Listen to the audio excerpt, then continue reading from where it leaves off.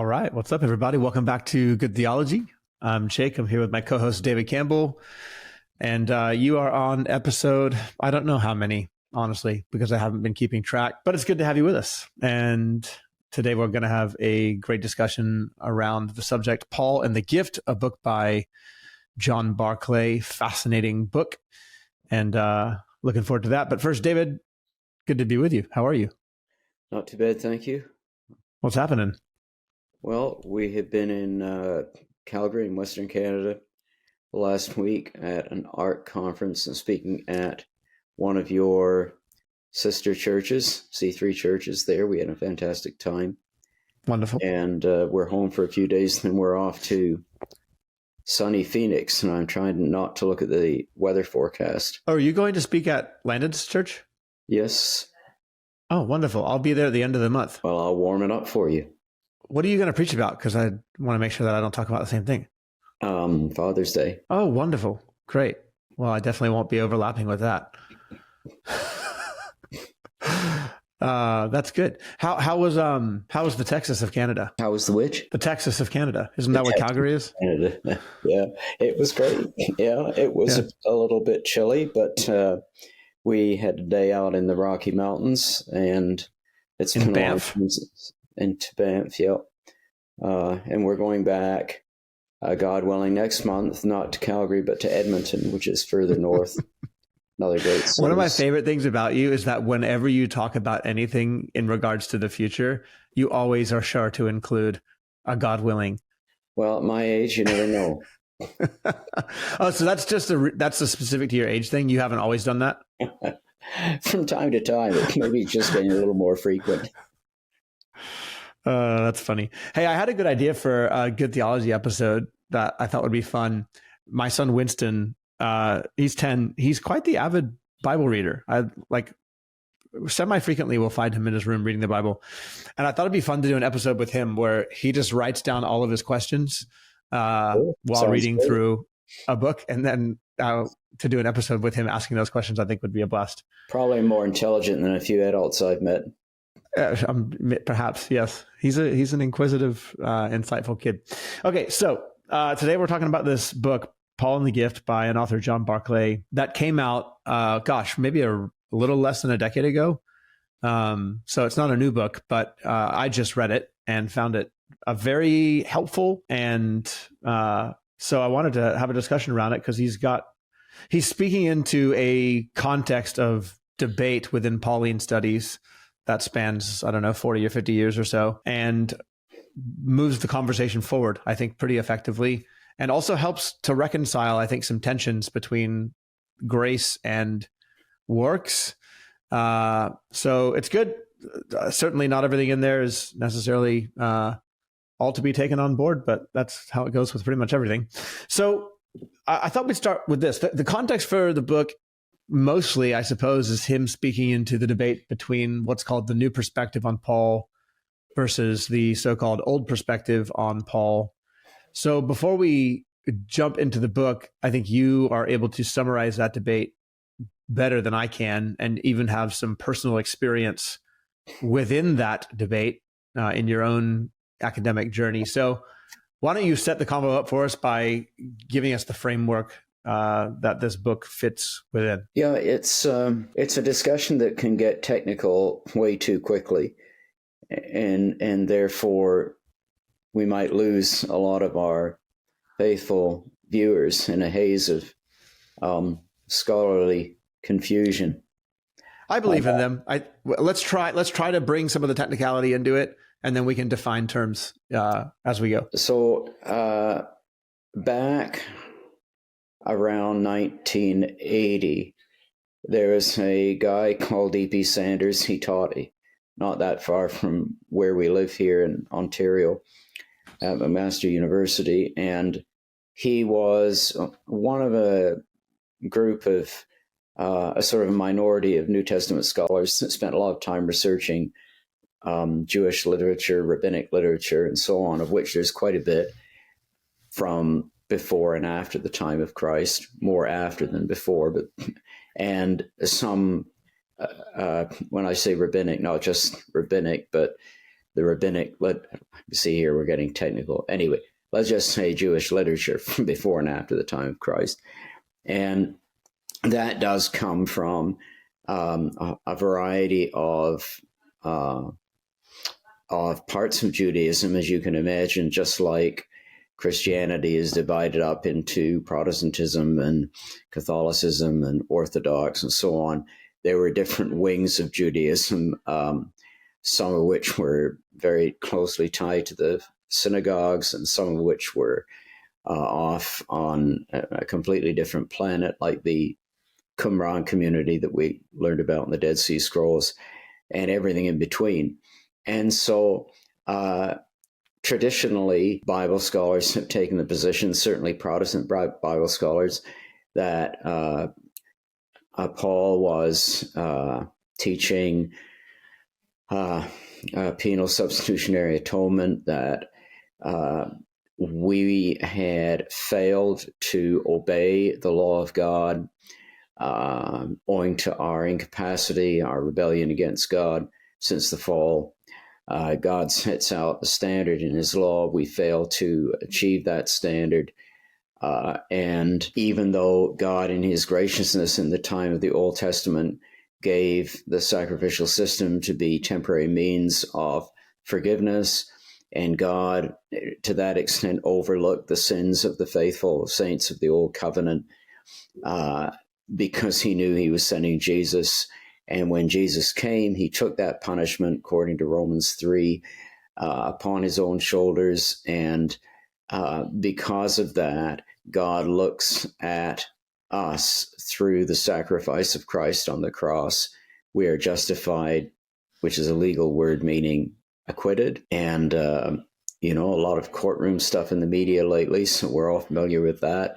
We were accused, actually rightly accused, but Jesus effectively walks into the courtroom and takes the punishment on our behalf, and we are set free, and he takes the wrath for what we did. And then consequently, one of Protestant Reformation theology took one of two directions after that.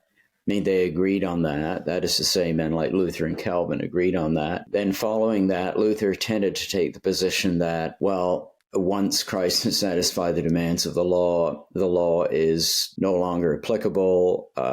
It was basically a kind of a negative experience. And now we walk by faith. So there's an opposition between faith and grace and the old way of the law. Whereas Calvin took a somewhat different position. He believed that, I think rightly so, that the Christian, through the sacrifice of Christ, we are set free from the place where we are having to try to fulfill the law by our own efforts but are not succeeding. We are set free into a place where the moral aspect, the moral dimensions of the law, we can satisfy or begin to satisfy by the empowering, not by our own strength, by the empowering of the Holy Spirit. That's what Paul says in Romans 8, that the righteous requirement of the law is fulfilled in us who walk not according to the flesh, but according to the Spirit. So while we no longer have to satisfy the old ceremonial requirements, the ritual law and so on, which pertain to the nation of Israel, which were preparatory and prophetic of the one perfect sacrifice of Christ, and Hebrews addresses this, chapter 7 to 11, that we no longer have to go through that anymore. So in that sense, we are free from the obligation to fulfill that part of the law. But the rest of the law, thou shalt love the Lord thy God with all thy heart and soul and mind and strength and so on, that is what now we can actually begin to fulfill, because now we have the Holy Spirit to help us to do it. And that has been the traditional position of Reformed theology. Well, this man Sanders came, and of course, embedded in that is the idea that the Pharisees of Jesus' time and the Sadducees, and in general, all the various Jewish groups had the idea that they could fulfill the law and that their fulfilling of the not only the commands of the Old Testament, of course, they invented a whole pile of other ones and laid them on top of that. That if you were really righteous, you could do that in your own strength and be rewarded by God.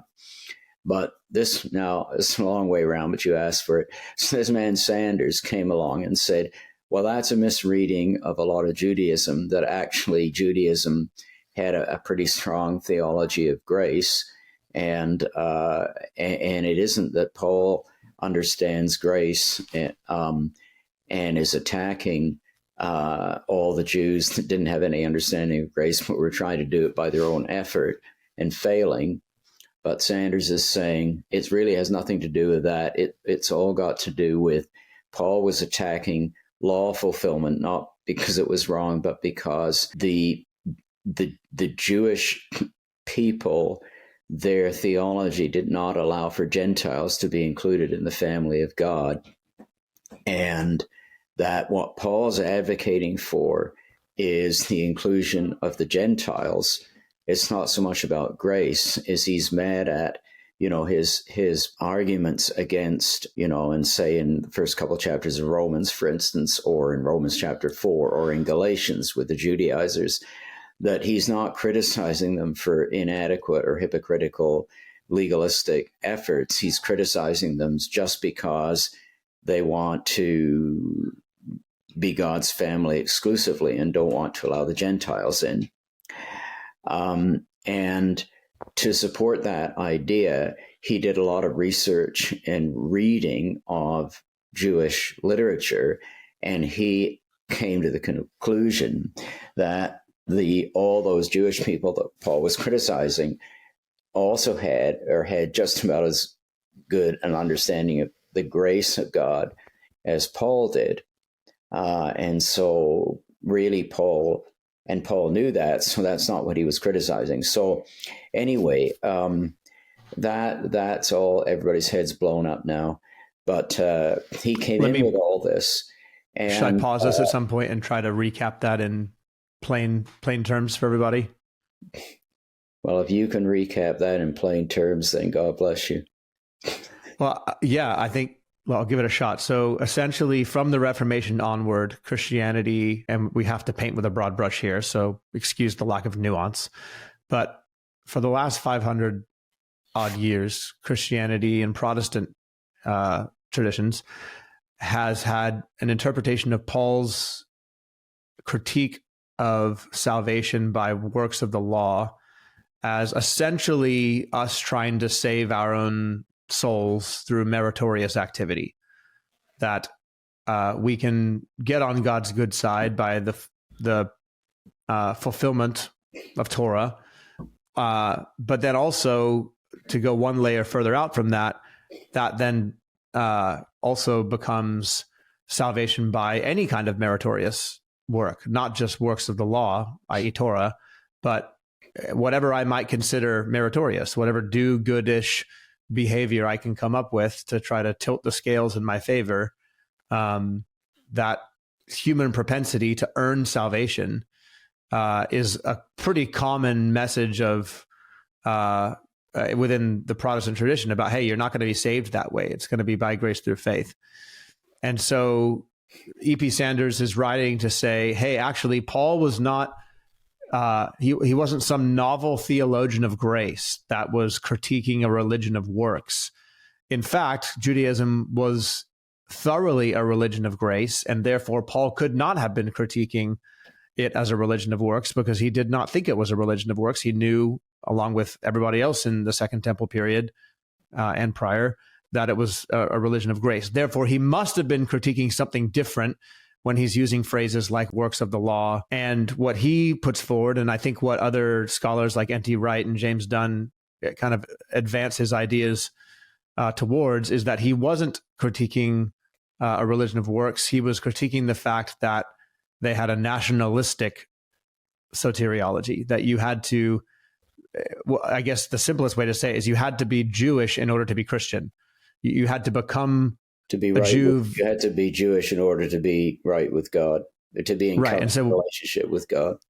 And when you take that into a Judaizing realm within the Christian communities, sure, Christianity is where we want to be, but the way to that is you have to become Jewish. Guys got to get circumcised, got to keep the ceremonial aspects of the law that come along with being Jewish, and that is necessary for salvation. And so Paul is critiquing that, Sanders, Wright, and Dunn, and others say, because in fact, we are not saved by becoming Jewish. We're saved by faith in Christ. Is that kind of an accurate depiction? Yeah. And the problem was that, and this happens I'm sure it happens in every discipline, certainly happens in biblical studies, that somebody comes along with a new take on something and they have a little bit of horsepower behind it. For instance, Sanders, as I said at the beginning, was one of the few New Testament scholars who was also grounded in Jewish literature.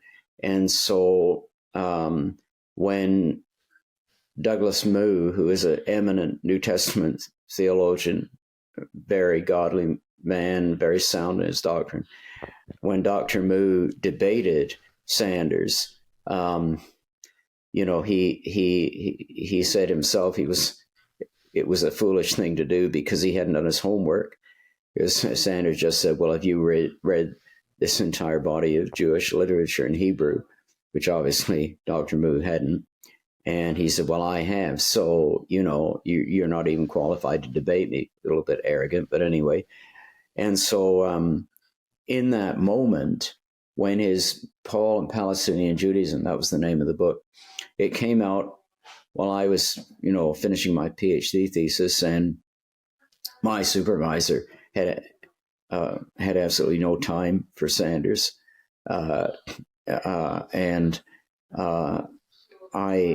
As far as I recall, he never suggested that,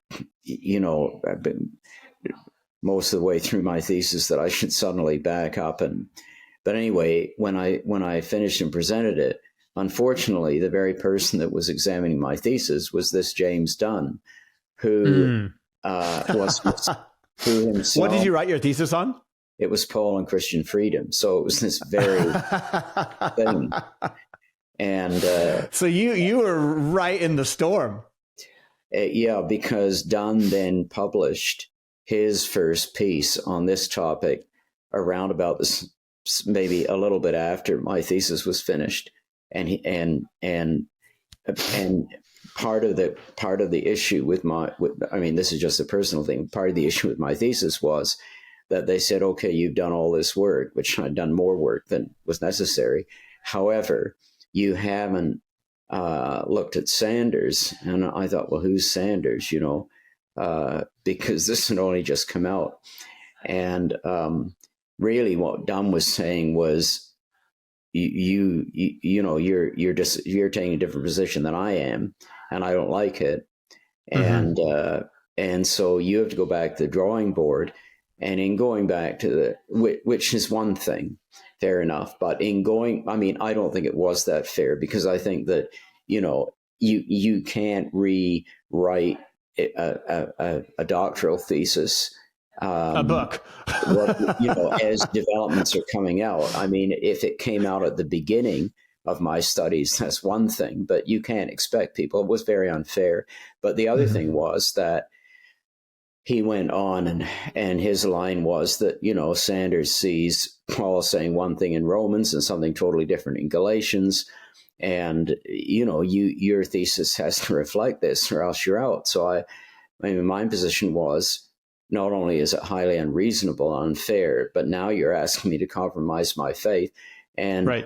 I felt that I had demonstrated that Paul said the same thing in Romans and Galatians, and I invested an awful lot of time and effort and study and research into making that point. And I don't think Dunn ever read my thesis. I think he read bits of it, didn't like it, told me didn't like my supervisor, and I was out the door. And who was your supervisor? My supervisor was Charles Cranfield. Yeah, just a scrub. He was just a scrub. He was much smarter. Dunn was smart, but Cranfield was smarter, and knew what he was talking about. And so and then subsequently, in subsequent years, Cranfield was furious at what happened, and he wrote a whole book refuting the so-called new perspective on Paul. So anyway, now this guy Barclay has, and the funny thing is that everything happened at Durham University. I mean, that's where I was, that's where Cranfield was, that's where Dunn was, and that's where N.T. Wright was bishop. He's in big into this, and that is where this man Barclay is now Dunn's successor. When Dunn retired, Barclay took his position over. I didn't know that detail, and he has, with this book, I would say in a strong sense, vindicated you, because his findings. No, it was where was he 40 years ago when I needed it. Because basically what this guy has done is he's gone back with the same kind of horsepower as this guy Sanders and read all this Jewish literature. And of course, when you're writing something, you want to come up with something different and novel. And the danger with that is that you pick and choose the facts, yes, and all the rest of it, and then you make a great big splash. But then, 30 years later, somebody else comes along and looks very carefully at what you've done and says, wait a minute, this isn't accurate. And what Dr. Barclay, when he goes through the thing with a fine-tooth comb, Sanders, I think, had a point he wanted to make, and he was going to twist the data to suit it. But Barclay hasn't really got an axe to grind that way. He's just going through it and saying, well, yes, in one sense, the Jewish literature, and of course, again, you're not talking about the little group of Pharisees, you're talking about all sorts of different people over a period of 400 or 500 years. He's saying the Jewish literature does have an understanding of grace. So Sanders was right in saying there is an understanding of grace. However, it's not exactly what Sanders portrays it to be, that Paul's understanding of grace is more radical, primarily because in most of the Jewish literature, and certainly the Pharisees of Jesus' time, God gave favor, or God gave blessing, that's the grace part, but he gave it to people who were producing certain works. That was their concept. They couldn't, they had a concept of God, from being God before the foundation of time, says, I'm going to bless Jake because I see that Jake is just a good guy, and I see that Jake is going to perform all these good works. And in return for that, I'm going to give a blessing upon him. So you can say it's grace. But see, what Paul says is basically God is sitting outside time, space, and eternity. He looks down at Jake and sees really Jake is a bum. And Jake has absolutely nothing to commend him. But God says, I'm going to give him the grace of acceptance and salvation anyway, because of my unconditional love. And that's the difference. And so we're reducing a very long discussion. But the interesting part of it is with both James Dunn and N.T. Wright, who were very well known, Professor Dunn is now with the Lord, so he's seen his error of his ways. And I expect an apology when I die and enter the presence of the Lord. I expect apology. Standing there offering an apology. But anyway, N.T. Wright still very much alive. Thank God. He's been a great advocate for the gospel. Was James Dunn legitimately a Christian? Because I know E.P. Sanders was not really. Sanders was far more liberal, but Dunn would certainly have professed to be a Christian. And I don't think, I think he was. Right. And N.T. Wright certainly is. Yes, absolutely. I don't mean to suggest that slight differences of theology are called into question.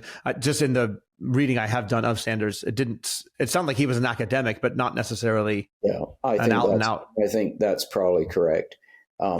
but both I could be wrong. Dunn and Wright became they were the ones that took Sanders' work and kind of popularized it. But now, and Dunn before he died, and now Wright, both of them have pulled back and said, "Hey, we went too far." Yep. And the so-called old perspective, which was the traditional view, had a lot more to offer than we thought. So it's a lesson in. I mean, to me, we in the world of theology and biblical studies, whenever somebody comes out with something that supposedly nobody's ever discovered and it's unique and so on, maybe we should slow. Maybe we should be a little careful when we look at this stuff, and the traditional viewpoint, which Professor Cranfield represented magnificently well, and he had read everything. I mean, he read Greek and Latin just about as well as he read English. He spoke German fluently. He read French. He read Latin. He read Hebrew. I mean, he was, of that, and he was just extraordinary, and he knew what he was talking about, and he believed that Augustine and Calvin had got it right. And he, I remember him saying to me, don't rush to see the latest doctoral dissertation that somebody's written somewhere in Germany or something. Go back to Augustine and Calvin and Chrysostom and, some of the great fathers of the faith, and see what they have to say on any given topic. Because over the centuries, there's a deposit of faithfulness that's been laid and proven, I think. So, but the funny thing about Barclay is that he's not, he doesn't hold to a high view of Scripture the way that we would do. So therefore, he believes that a lot of the letters that are supposedly written by Paul weren't written by Paul. But he actually thinks that the traditional old perspective view of Paul, that I described at the beginning of this, that was what we've always taught in Bible-believing churches. He thinks that letters like Ephesians and so on, that they do express the old perspective, but that Paul moves over a bit in Romans and Galatians, which I think is really weird that he thinks that, but that he's basically Paul's genuine letters, that's Romans and Galatians, is, according to Barclay, kind of a mixture of the old and the new perspective. Yeah. Well, let me see if I can kind of just parse that out a bit. So you have Sanders, who comes along and says Paul was not writing polemics against a so-called religion of works, because in fact Judaism was a religion of grace, and therefore all this perspective on the message of grace being purely about anti-meritorious activity in terms of earning salvation can't be correct. And so then you have this, no, it's actually the Judaizing thing. It's the salvation by being a Jew. That's what Paul was writing against within the context of his Gentile mission. He's reaching Greco-Romans, and he doesn't require them to be Jewish in order to be Christian. And the experience of the Spirit bears that out. Cornelius did not need to become a Jew before the Spirit fell upon them as Peter was preaching the gospel. Neither did the Thessalonians or the Corinthians or the Galatians have to become Jewish in order to become Christian. The Spirit just came to them, and the data is all there in Paul's letters to them. He describes those conversion experiences. That checks out. Like I think that certainly, to me, it makes sense that that's something that Paul was addressing. And I think Sanders' research in part checks out as well in the fact that Judaism was a religion of grace. Where Barclay's big contribution is is with this one statement, because I think Sanders said grace was everywhere in Judaism and Second Temple Judaism. And what Barclay says through his research is grace was everywhere in Judaism, but not everywhere the same. And he repeats that phrase often throughout the book. And what he's saying is that just because we use the same word, i.e. grace, charis, Greek, doesn't mean we mean the same thing. And through Barclay's research, what he found is that there were 6 different ways to speak of grace, especially in its most perfected form or its most idealized form. And so he goes through all of the, well, not all of it, but a lot of the original literature. And I just pulled up his book here to look at that. So you have everything from Philo, another work called Pseudo-Philo, the Qumran, which you mentioned, the Wisdom of Solomon.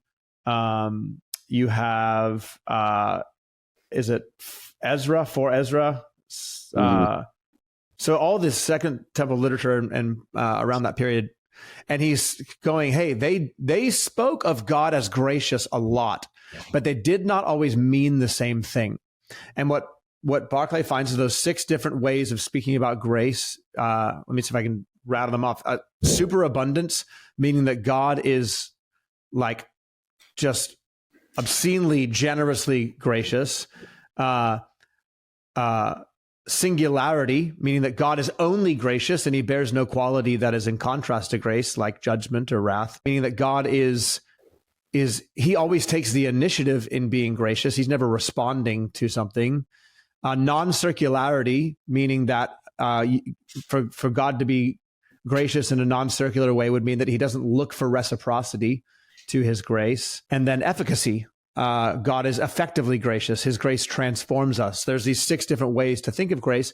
And so here's Barclay's diagnosis of Sanders' error was this, that Sanders found grace in Judaism, especially in the form of priority, that God was gracious prior to Abraham showing faith, that God called Abraham while he was a pagan, that God saved Israel while they were still a nation of slaves and sinners, that his grace was prior to them meriting that grace. But what you don't find throughout the Jewish literature is a consistency around the notion of incongruity, meaning they didn't all agree on the fact that God's grace was given without regard to worth. In fact, a lot of them did factor in the worth, and they had different ways of going about that, of finding worth in the recipients of grace. And Sanders recognized that. But I think, according to Barclay, he kind of chalks that up as those own ancient people, their own confusion about what grace is and how grace works. So rather than kind of looking at it with a fine-tooth comb and going, well, they thought of grace differently to how we do, he just assumed that grace has to be incongruous. Well, and I don't think he read his own presuppositions into it instead of looking at it carefully. And the other thing is that, we see, the thing is that Barclay quotes the Hodiot, which is the hymns document that came out of Qumran, but the Qumran community was heretical. It was not mainline Judaism at all. And they did have a kind of a deep theology of the sinfulness of humanity, but and some of their documents, you could say they're fairly close to what Paul says, except they didn't really have a solution. The solution that Paul had was Christ and the atonement. So it's quite conceivable that there were people within the broad spectrum of Judaism over a period of 400 or 500 years that would have that in worshiping a holy God would have recognized that any goodness or kindness of God toward them really was unmerited, that they didn't deserve it. But that's not mainline Judaism, and it's not the rabbinic Judaism that Paul was fighting. And I've read, the analyses of Barclay's book. I haven't read the book itself, but he doesn't seem to interact as much with rabbinic Judaism, because rabbinic Judaism was very clear on you on earning salvation. And they had this idea of the scales, and the scales will be tipped one way or another. You had good works, you had evil works, and and if you had more of the good and less of the evil, then God would accept you. So there's no question that Paul was fighting at the time, that Paul lived in the first century, that he was fighting a very legalistic religion. And if you look at the end of Romans chapter 9, where it says, the Gentiles did not pursue righteousness, have attained it. I mean, they didn't pursue it in the sense that they didn't know anything about God, but they've attained it by faith through the preaching of the gospel. But Israel, he says, did not succeed in attaining the righteousness that God wanted to give to them, because they didn't pursue it by faith, but as if it were based on works. And Pauline theology is so clear that the failure of the Jewish people was that at least as he was encountering Judaism, that the failure of the Jewish people to comprehend the fact that you could not take pride in your own religious efforts, and nor could you take pride simply in the fact that you were Jewish, and that you were circumcised, because circumcision. The way Barclay sums it up, I think this is helpful, is Paul is he's neither addressing solely. Let me say it like this: that phrase "works of the law." A lot of the time, what happens is we just shorten that to works, and we think any meritorious activity, Torah keeping or not. Or on the other hand, we shorten it to the law, and we think, he's strictly speaking about Torah keeping, and that's it, not meritorious activity in general. And what Barclay does, hang on. What Barclay does is he goes, what Paul is addressing is any system, Torah keeping or otherwise, of establishing human worth when it comes to meriting God's grace. He's saying that's what Paul is addressing. Now, specifically in his context, it was Torah, but you could extrapolate that out to any system of worth in any culture. So I think that's a great way of thinking about it. It certainly does. But it is true that Paul uses the phrase erga namu, or works of law. It is not a condemnation of the law.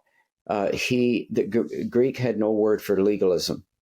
And so when he uses this phrase works of the law, he's not talking about genuine works of obedience to the law. He's talking about legalistic perversion of the law. So you're using your own good works to make a claim on God, because when we get to Romans chapter 8, he says, now that you've been justified by faith, you actually can fulfill the law, but you can fulfill the dikaioma, the righteous requirement of the law. But he never says you can do works of the law now, because works of the law is a phrase that he uses to describe the legalistic efforts of the people that he was opposing. And so, in one sense, it's right to say they just thought because they were Jewish that they were God's chosen people, and it wasn't so much a matter of legalistic efforts. But you see, that's why Paul makes such a thing about attacking circumcision, because circumcision isn't just a marker that shows that you're Jewish. It actually was construed as a righteous work in itself. And that's why he warns them, don't go and get circumcised, because then you've fallen away from grace. The whole thing. You're trying to, I think the whole thing has gone round in a circle and it's increasingly coming back to where it should never have left. Because I don't think any of us, I don't think scholars ever sort of saw the entirety of Judaism as just a bunch of legalists running around. Right. I think everybody realized that there was a variety of stuff in there And that grace was not an unknown or novel concept. Well, because grace is a characteristic of God. Of God, exactly. God is God is gracious. And I think certainly since the Dead Sea Scrolls were discovered and we realized there was this unorthodox community that had a concept of grace that mainline Judaism didn't have, But of course, it didn't do anything for them because they didn't have Christ. They didn't understand the gospel. All they were left with was, I'm hopeless, God, and I don't have anything that I can present to you to make me worthwhile. So what they did was they withdrew into a kind of a monastic community and kind of felt that because they had separated themselves from all the sin that was around them, that maybe God would preserve them, but which is really a form of legalism in itself, really. But yes, but they had a deeper sense of their own sinfulness than the Pharisees did, who don't appear to have had any sense of their own sinfulness at all. But you see, that's mainly in Paul. Qumran was mostly gone, or completely gone. By the time Paul was writing. Yeah. I really like Barclay's findings. My one major pushback to him, which I saw once I read some of those analyses, the one by Schreiner, he had in there as well, which made me feel smart. But because he views some of those other letters like Ephesians as not original to Paul, maybe written by some disciples of Paul or some theological heirs of Paul, because he thinks that, he doesn't account for the theology of grace in those works. And Ephesians specifically does seem to perfect the concept of grace in the sense of, at least Paul's usage of it, in the sense of combating a works-based salvation. I mean, Paul doesn't use the phrase like works of the law. He says that you weren't saved by good works, right, but by grace through faith, so that no one could boast. So, and Barclay looks at that and goes, well, that's the tendency in which the heirs of Paul want to take his theology, which is what the old perspective is.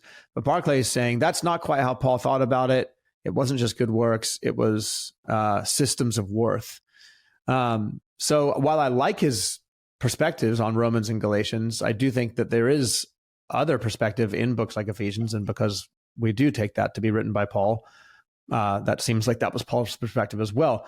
But even if it wasn't, and this was my thought, the writers of Ephesians, let's say it wasn't Paul, even though we believe it is, but even if it wasn't, they're right up against Paul in terms of, I mean, they're next gen, right? So they're receiving his theology. They're in the mix of that.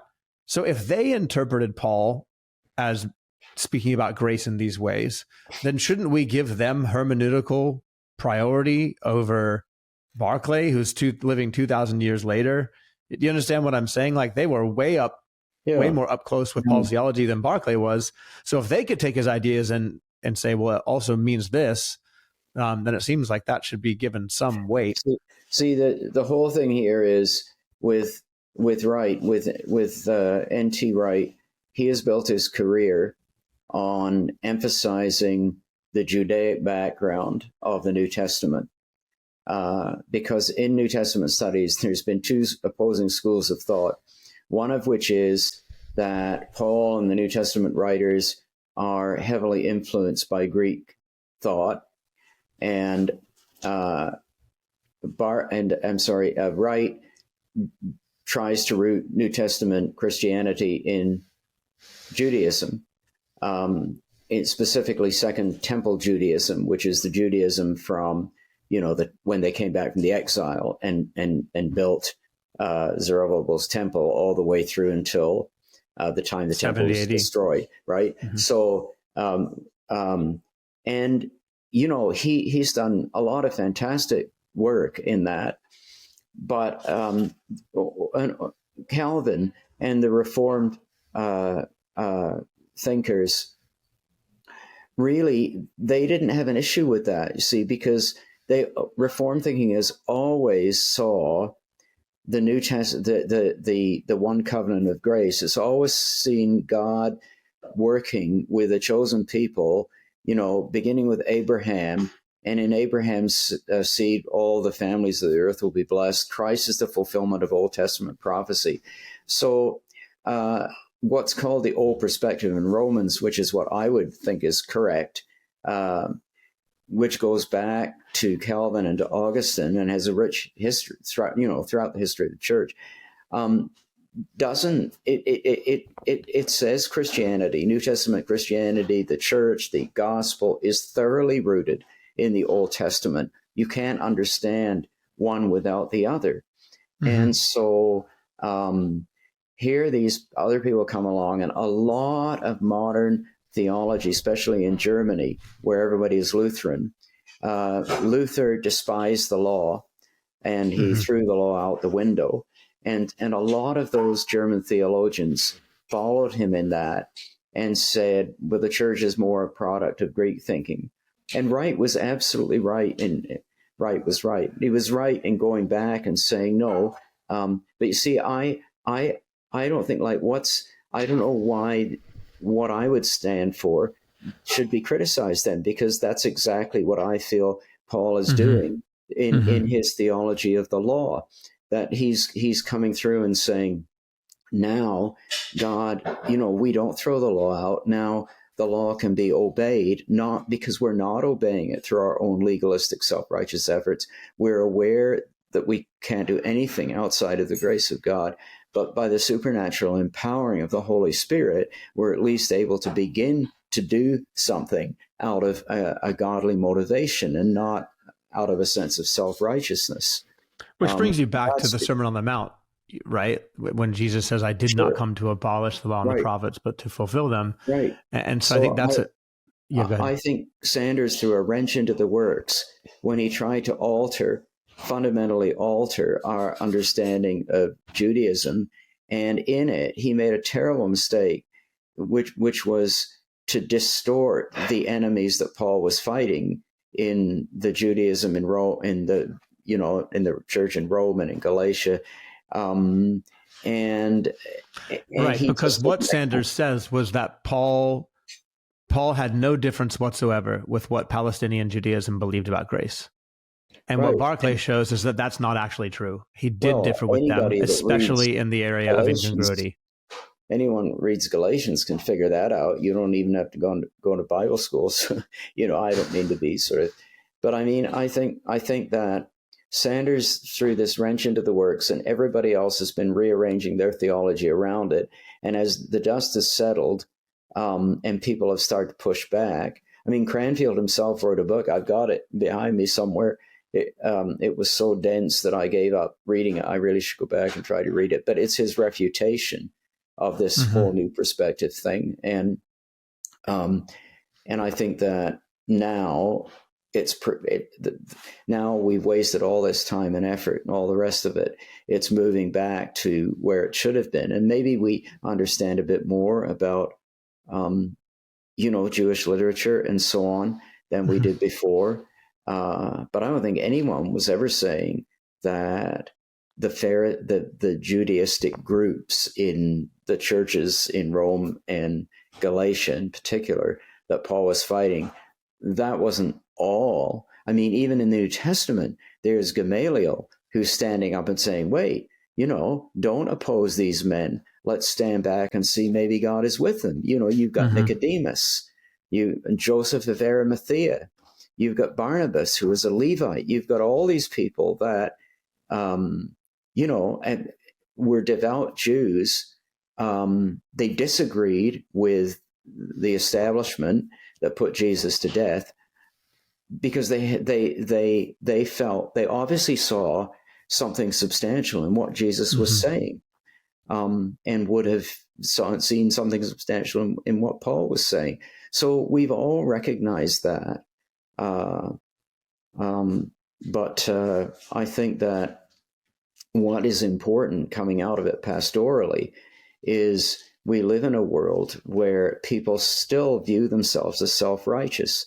they still feel, Mm-hmm. and we, as pastor, you come across it all the time. Well, we're all going to the same place. I'm just as good as anybody else does. I Yes. go And get a green vehicle or something, and now I feel I'm more virtuous than somebody else is, and I get a special parking place. Even a mm-hmm. pregnant mother has to work farther than some wealthy person who's got a green vehicle. It's like virtue signaling. It's Well, legal. and what you're saying, I think you're underscoring something really essential, because I think what Barclay does not take into account is the innate human proclivity towards meriting position, status, acceptance, salvation. So it's hard to believe that couldn't have been something that Paul was addressing, because that is, unless they were just so different 2,000 years ago. Well, I don't think so. You're right. I just think that's the way humans are. Mm-hmm. And so it does seem to me like it doesn't seem far-fetched how that had crept its way into rabbinic, as you say, thinking, because that's the way that we operate. That's the Tower of Babel, right? We're going to climb our way up to heaven. We're going to make a name for ourselves. And in our pride, we think that we deserve that we can do something to deserve it. So, and the gospel does seem to find the face of that. And Ephesians certainly does seem to speak to that.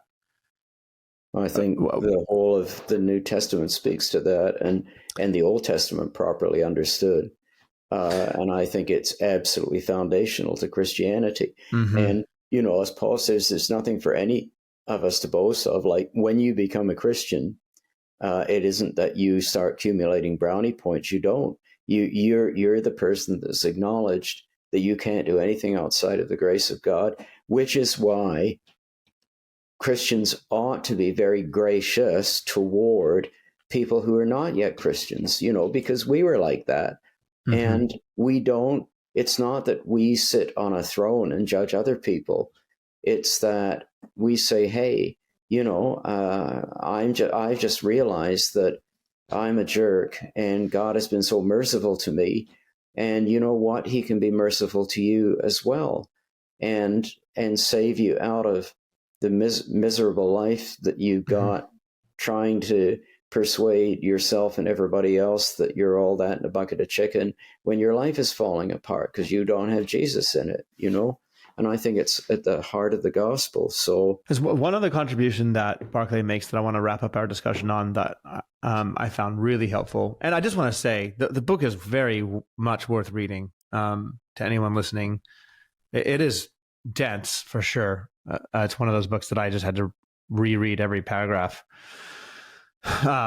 multiple times a lot of the time, but it is worthwhile. And the reason it's called Paul and the Gift is because he frames the whole argument of the book in the culture of gift giving in the ancient world, both Roman and Jewish. And one of his major findings is that our notion of grace coming from the same Greek word as gift, it's just a common Greek word, charis. Our notion of gift from God, our notion of grace, is that grace has to be a free, no strings attached gift, meaning that grace is not grace if there is any expectation whatsoever of return. And so anytime Protestants hear talk of works, we start to get a little nervous because we don't want our relationship with God to be based on works in any way. And that's an idea that we've inherited from Luther. And so one of the things that Barclay shows is that idea of a free, no strings attached gift is a completely modern Western notion. That in fact, in Roman culture and even in Second Temple Jewish culture, they did not think of gift in that way, either interpersonal gift giving or gift giving between the state and citizens, or between the elite class and maybe the lower class. They didn't think of gift or grace needing to be without reciprocity in order to qualify as gift or grace. In fact, they thought the exact opposite. They thought of gift as necessitating reciprocity because that's what created a healthy social fabric and moved society forward, was mutual gift giving, and that to not return a gift was considered to be dishonorable. Didn't mean you had to return it in same form or same value, but this is the way that they thought about gift giving in general. That's his supposition. Yes. Where I find I wouldn't say that's his. Well, it is his supposition because it's his research supposition. Yes, I know, but so did E.P. Sanders. So you have to wait for 5 years until someone comes along. But I have found that exceptionally helpful, because I do think that in our and listen, he's not saying that that's part of how you're saved. Where Barclay lands is that grace is entirely incongruous. But what he's also what the research is also helpful to point out is that they didn't have trouble reconciling the idea of God's grace and my reciprocity with a life of good works. Yeah, I mean, his is an anthropological insight, obviously, that he's so not theological. But I mean, I kind of struggle with that because, and to be fair, I haven't read his book, but I kind of struggle with it in that I feel in our culture, in our Western culture, the idea of a gift does involve return. You know, if I give, if I do something from my neighbor, then there's an expectation that he will do something back for me. If I give a gift to somebody, chances are they'll feel under a bit of pressure to give something back to me. So I don't think that, I don't know, I struggle a little bit with that, but, having said that, I mean, there's no doubt that the grace of God, it goes back to the Hebrew word chesed, and that's his covenant mercy. And God's covenant mercy, in one sense, is unconditional, completely unconditional, because it is bestowed on people who are without any worth or merit. They haven't earned it. However, inherent in the biblical understanding of God's relationship with humanity is the idea that once you receive this great gift, if you want, or experience the mercy of God, that there will be a change in your life. That's fundamental to New Testament Christianity. You can't be justified without experiencing sanctification. There has to be fruit to your life. So in that sense, you're giving something back, not that God needs it. But you're saying something important, and that is essentially Barclay's argument. And the way he says it is that God's grace is unconditioned, meaning that it is given without regard to worth, but it is not unconditional, meaning that it does come with expectation, as you say, of transformed life bearing fruit. And what I do find is that a lot of the time in Protestant theology is that we struggle with that idea, and we end up having to do some theological, intellectual gymnastics to try to make that synthesize with a salvation by grace. And I think his research does show. Go ahead. What we have to understand is that God does not need the return. No, of course not, and nor does our reciprocity necessitate that then he has to give back. It's not about the circle going round and round in terms of our relationship to God. That was how it worked in Roman culture. But in grace, but in our relationship with the Lord, it's not that we're putting God in debt to us. That's not the argument. No. But a right response to grace is that it will be reciprocated with a life of good works.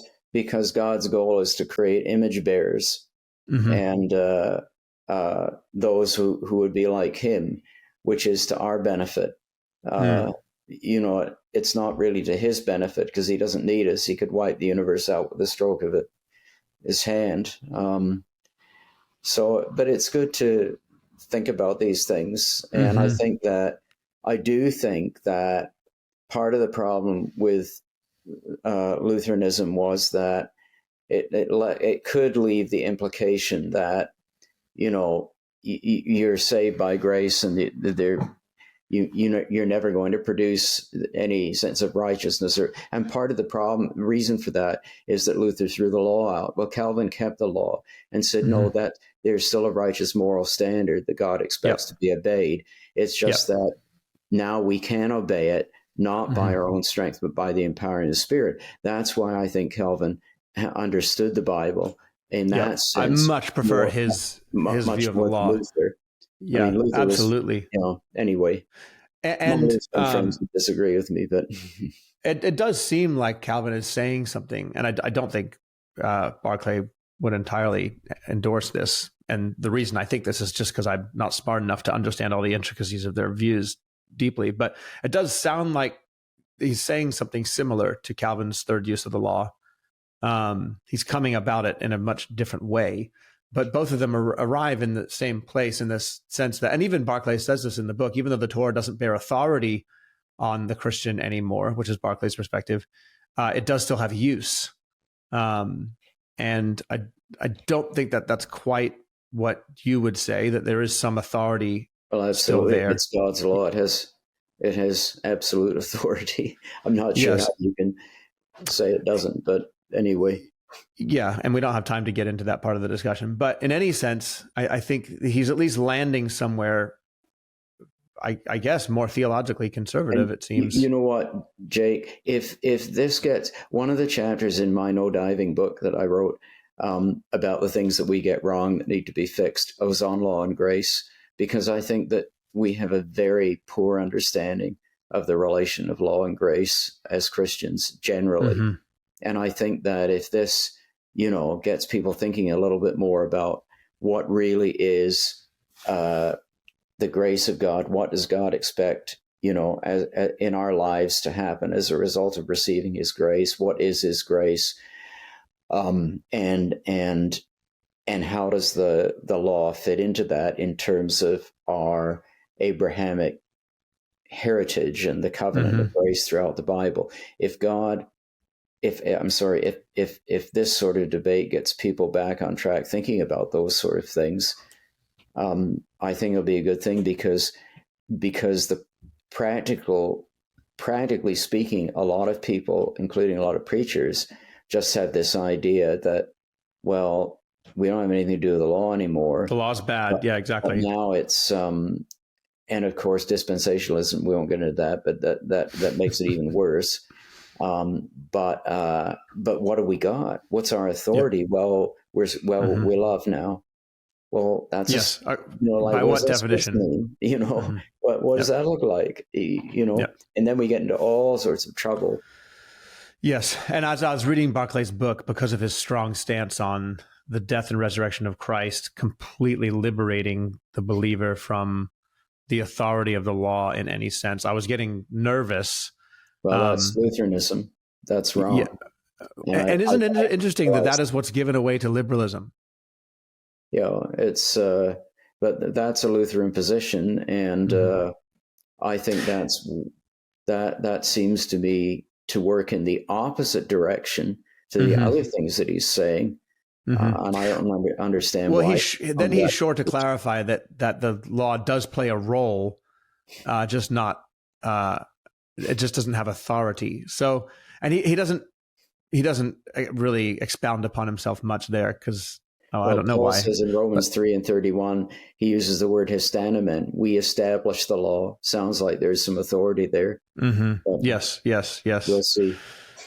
Yes. Anyway, it's a good read. It will get you thinking. And I think he does do a really good job of answering the debate between the new and old perspectives and moving it forward. He ends the book by saying that he himself is not quite sure if he's landing somewhere that could be considered a refreshed version of the old perspective or a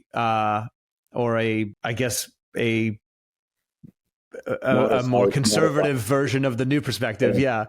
So, I appreciate his humility, and it's certainly a very, very well-researched book. So good stuff. Hopefully this conversation was helpful for you all. Apologies if it wasn't. I know we were kind of all over the place, but that's how these things go sometimes. So David, much love and respect to you, sir. And thanks for listening, everybody. We'll see you next time.